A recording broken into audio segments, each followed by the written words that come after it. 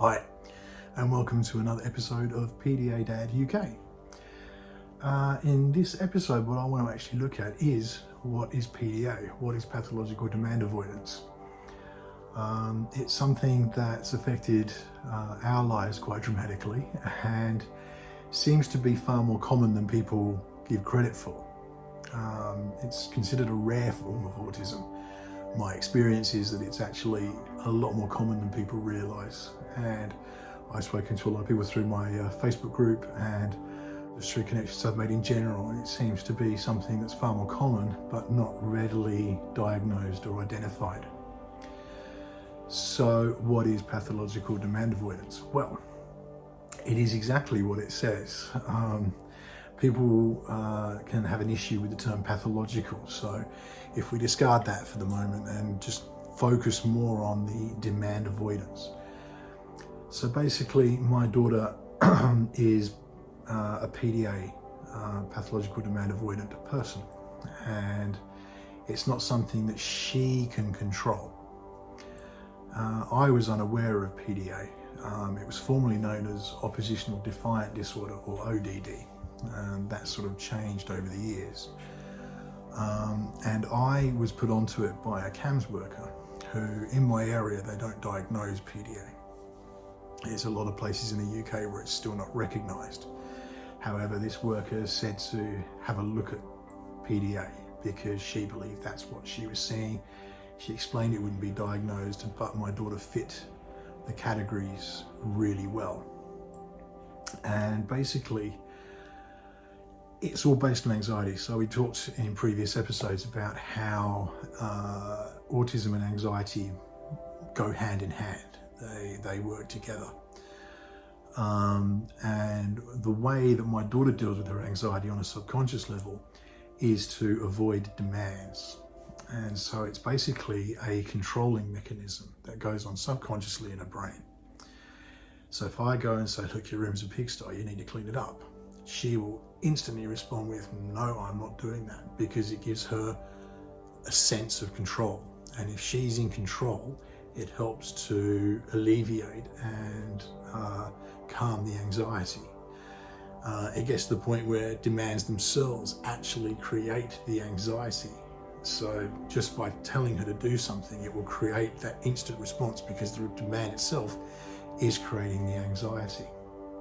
Very, very challenging, because it means that anything, if she's being dangerous, if she's doing something silly, you'll go, no, don't stop that. It will just push her to carry on doing it. You have to find ways to work around it and to kind of achieve goals without with giving her the illusion of control in it. And I talked about this in a previous episode as well. One of the tricks we've learned is to rather than say tidy your room, it's a mess, is to actually give an option in there that she's not aware of. So it's basically, look, what should we put away first? Should we put away the teddy bears, or should we put away the books? Where should we put them? Should we put them on the shelf, or do you want to put them in a box, in your toy box? Where are we going to put them? Do you want the teddy bears on the bed? Do you want them in the toy box? By giving her choices, it gives her that illusion of control, and then she's able to process that and feel less anxiety in performing those tasks. It doesn't always work. My daughter's not stupid, and she certainly knows that if she gets to a point she just stops and thinks, like, hang on, he just wants me to clean my room, and then she identifies that as demand, and you go through the same process. Basically, when you present a demand, it's almost an instantaneous meltdown.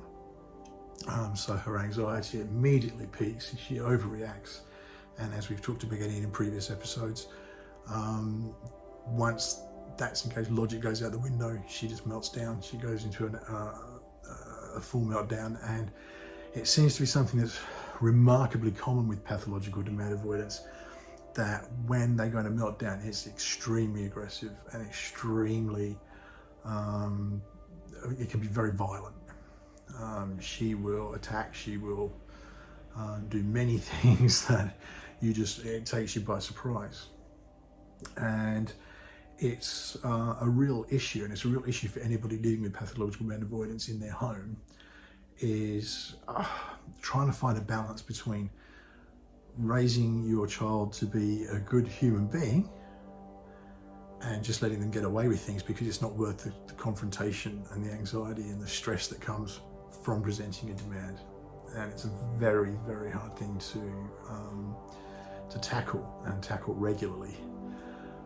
And you do find yourself making compromises, and that's a trap you can fall into. It's certainly a trap we fell into for many years. And it's something that we had to overcome. I did a lot of reading on pathological demand avoidance. I got books on it and read a lot of articles. There's loads of information out there on it. And there's a lot of really helpful information on it. So I'm going to go through now the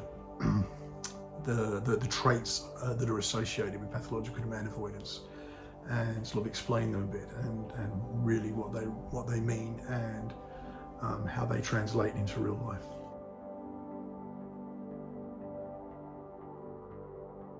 So the first and primary trait that really is associated with pathological demand avoidance is a need to be in control. We've already really discussed this, but just to reiterate, it's a subconscious process that takes place where my daughter needs to be in control of the situation, or feel that she's in control of the situation. If she's challenged, if she feels she's not in control of the situation, it will lead to a meltdown, because simply being challenged on it elevates the anxiety. Her anxiety is always at a high. We've spoken about this as well in the past with the traffic lights. So, you know, if we all neurotypical people will live mainly in a green area where we're okay. We can trigger into the amber when we're stressed or we're upset or something happens, but we're still thinking logically and processing things through our full brain. It's only when things get really stressful that we can then click into the red, and that's when we overreact, we might become, you know, aggressive or lash out, whatever that might be. For people with pathological demand avoidance, for my daughter, they're in the orange all the time, and it only takes the smallest thing to trip them into the red. So they appear to be functioning fine, they appear to be okay. That's because they're in the amber and they're still thinking logically, they're still using that part of the brain. But when that triggers into meltdown, there's no logic at all. It's just simply the fight or flight part of the brain mixing with emotion, and you get that emotional outpouring. Control is super important for them, and to provide that illusion of control is really important in order to parent effectively. It's something we had to learn really. It took a long time, it took a lot of reading to sort of come across these techniques. But, you know, just being able to provide options and give that illusion of control really does help. And trying to engage logic prior to a meltdown happening. So even just saying, you know, oh, look, we need to get this room clean. You know, why do you think we need to get your room clean? And actually engaging, so it feels like it's her making the decision in the process. Well, what would you do if all this stuff's lying around? It's not good, is it? So what do we need to do about that? So presenting control in a different way. You can find a lot of ways around it, but it's a really important thing to be able to draw it through so that you are achieving a goal. You're kind of making them a part of the process and the decision-making process to do it.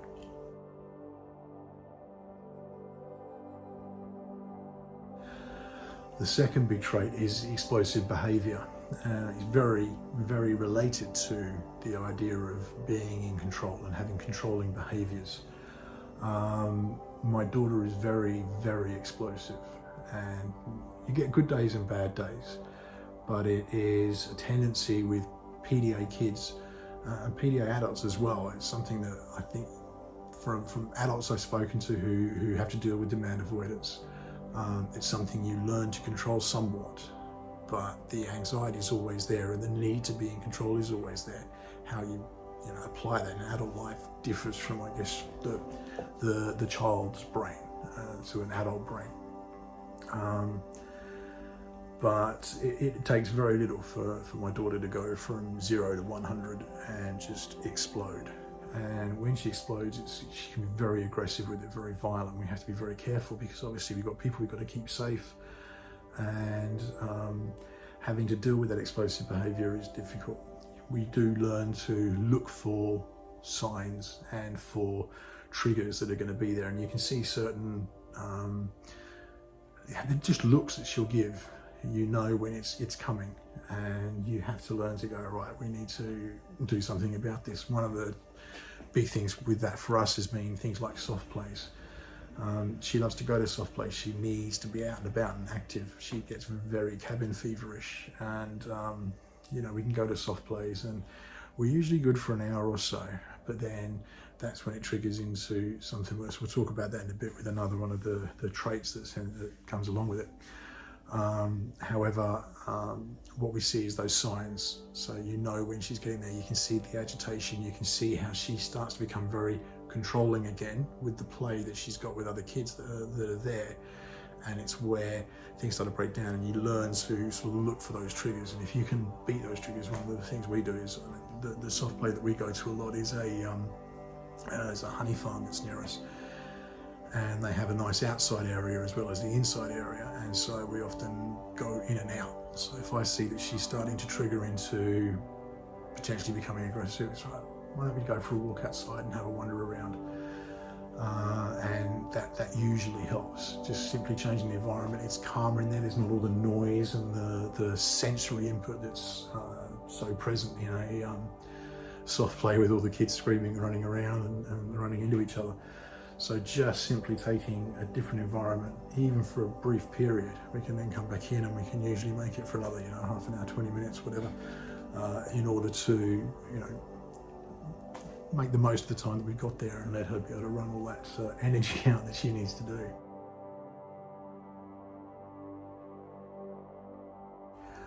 Another area that is a trait that's often associated with pathological demand avoidance is low self-esteem.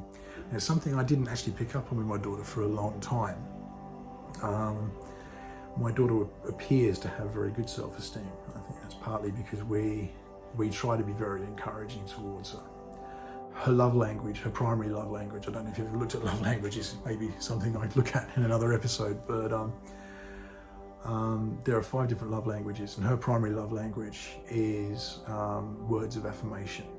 So if she's being told that she's doing well, she does respond. We try to encourage that. We try to, you know, you're doing really well, that's really good, keep it up.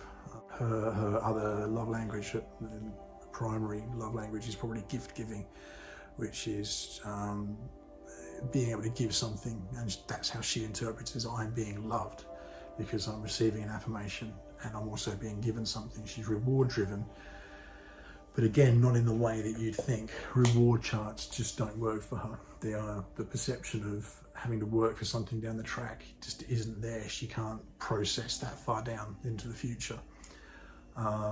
It's something you can give as an instant reward. You've done really well right now, there you go. And she will recognise that. But it's something I've noticed more as she's grown older a bit, that her self-esteem isn't high. She does blame herself for a lot of things. And again, I spend a lot of time talking to her and saying, you know, you can't help these things, but we've got to work out how we can control these things so that you're keeping yourself safe, you're keeping everybody else safe. It's not an easy thing, and it's something we're working on. But yeah, self-esteem is definitely something that comes into play. And it's really important that obviously we're elevating that as much as we can.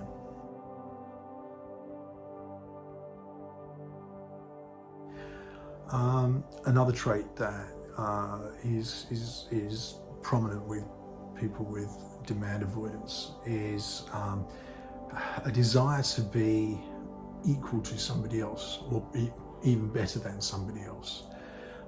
This comes out in gameplay a lot.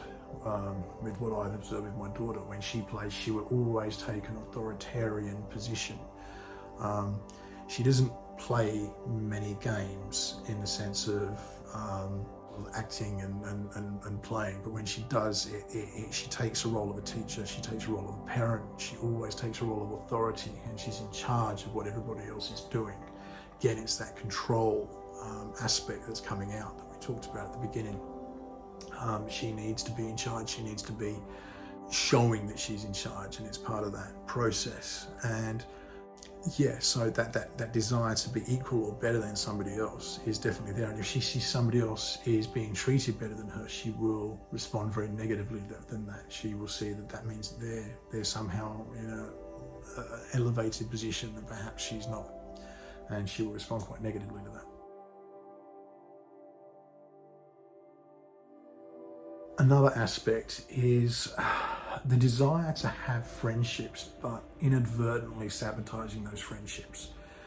My daughter doesn't have friends outside of school. She's got kids that she plays with regularly at school, but she doesn't see them outside of school. She doesn't associate with them in that way, and she doesn't have friends that she's been able to maintain for a long period of time. And the reason for that, and when I read this in the book that really outlined these traits for me, which I'll put up at the end, it's a book I highly recommend. When I went through these traits and I saw this, it just made so much sense. So we come back to the idea of her at soft play, and she's playing with other kids, and she will actually make friends fairly quickly in a soft play. She's very gregarious and outgoing, and that's initially quite attractive. Other people are like, hey, oh, she's playing, she's having fun, what are we going to do? The game's almost always the same game. So in the video I did on masking, recall I talked about the fact that they'll often play a game and they only really have one game. That's because it's a form of masking, and it's a game my daughter's learned, and she knows the rules, and it's chase. So and you've got different sort of versions of it. She could be the monster, she could be the tagger, whatever the situation is, a werewolf, but she's the chaser, and she's chasing, and she's in that control again, brings in that first element of control, and she's fine with that. While that game's going on, she understands the rules and she can cope with it.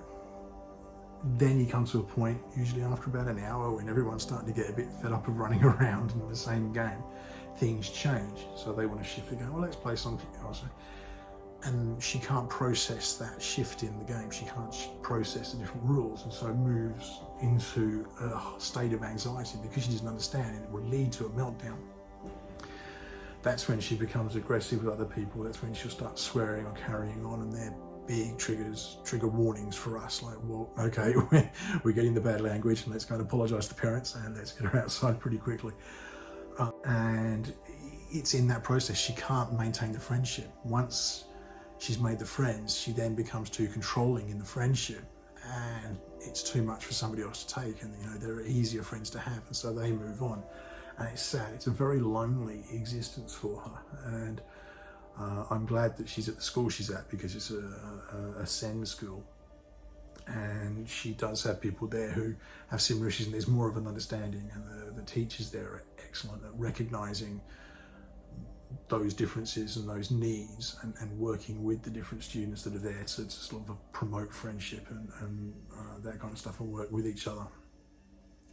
They've all got one-on-ones, so it helps avoid a lot of difficult situations if someone's moving into a meltdown phase.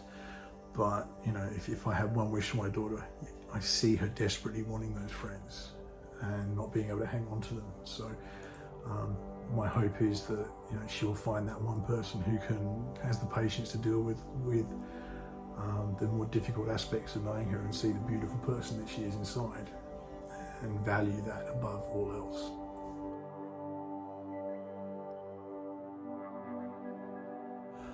Another common trait associated with PDA is an ambivalence to success or praise, and this probably isn't a trait my daughter expresses as commonly as maybe other other kids with PDA do, but it's something I do see that's there. She likes praise initially, and if she gets a reward for it, she'll recognise that very quickly and want to, hey, that's great, hey, I got a sweet for that, I got, a reward of some sort, I got a pen or a lucky egg or whatever.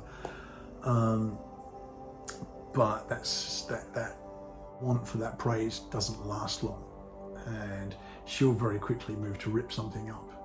She'll grab something that she perceives we value because we've given praise on it, and she'll rip it up, and it's a process that she's going through of wanting to strike back.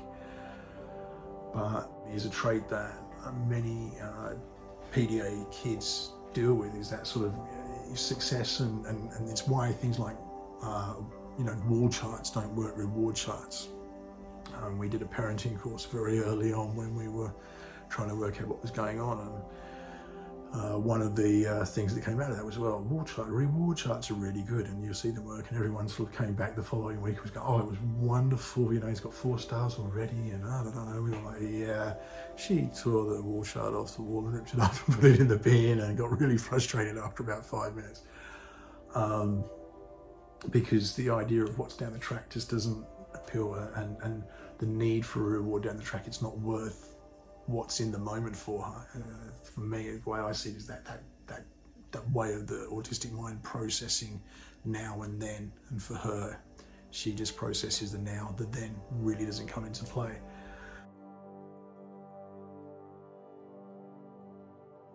Another trait that's listed quite frequently, and it's one that it's probably harder to judge at the time. It's one of those things that as I look back in reflection, I can see certainly went on for my daughter, is a lack of permanence in an educational setting, a lot of transfer.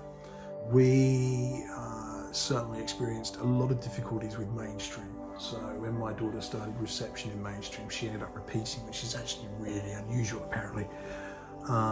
She repeated because she just wasn't in the classroom enough. The reason she wasn't in the classroom is because she just couldn't cope with it in there. They'd take her out of the classroom and put her somewhere else. They had a sensory area for her outside the classroom that they'd made, especially her initial school, were really good at trying to help, but a lot of things were very much a sort of finger to the wind to see what's going to work. Repeated reception, and then we moved into year 1, and year 1 was where it all broke down. She really started not coping with the school environment at all, and she was becoming more and more aggressive, having meltdowns in class, and ended up being excluded. She'd actually shifted school at this point. We'd had a change of school because we'd moved, and the school that she was at was much smaller, which we thought would be really good, but was the complete opposite. It was just a melting pot for her. It all sort of came to the surface, and she couldn't control the behaviours in class at all. We were very lucky that at that point she qualified for a special needs school, and they have been amazing, and the lack of permanence isn't something we have to deal with now, because they do not exclude on any basis for any reason. They are a school that's designed to deal with kids with challenging behaviours and learning difficulties, which has been ideal for what my daughter needed. I was initially very against it because I thought, well, I don't want my daughter in a special needs school. We're left with very little choice. Well, now that she's in there, it's a godsend, and they've been amazing. But it's certainly something that you can see in the behaviours. It results in, exclusions, and once a child's been excluded to a point that they have to move on to another school, and if they don't have any HCP in place, if they don't have that recognition there, then they're just going to go through different schools in the system, and until it gets to a point where it's, what else are we going to do? So it's definitely something to be a big indicator that demand avoidance may be an issue that a child's having.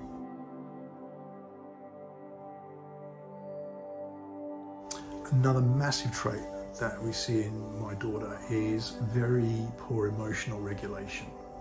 We had this today, actually. She,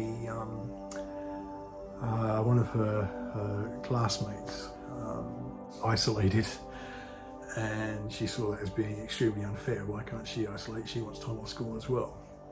And just an immediate emotional regulation. It comes back to that pattern of meltdown that we've looked at in previous episodes, where it doesn't take very much at all for my daughter to trip into meltdown. She's living with a high anxiety all the time, even though it might not appear it, but it only takes the smallest thing. And I've likened it before to a glass. We've got an emotional glass that we all sort of have inside us, and that glass empties and fills as stress comes and goes.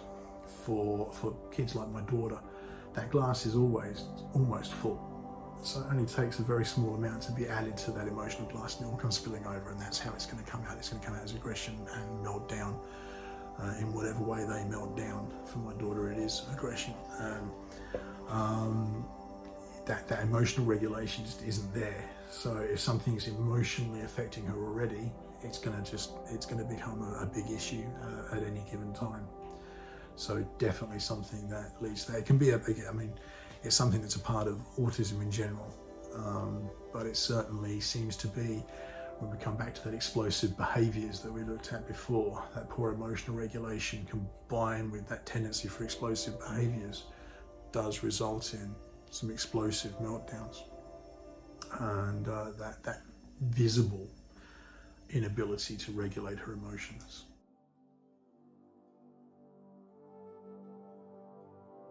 One of the hardest traits that we've had to deal with on a regular basis is variability in behaviour. And what this is relating to is that you go through periods where you're lulled into a false sense of security that, hey, I think we turned a corner, we seem to be much better off at the moment, we're not having these explosive moments, we're not having so many meltdowns, maybe we're through this, maybe we're, it was a phase that's passed and we're moving on. We've had that enough times now that we know not to trust that instinct. You get this variability, so you'll go through periods where she's just appears to be completely relaxed, totally in control.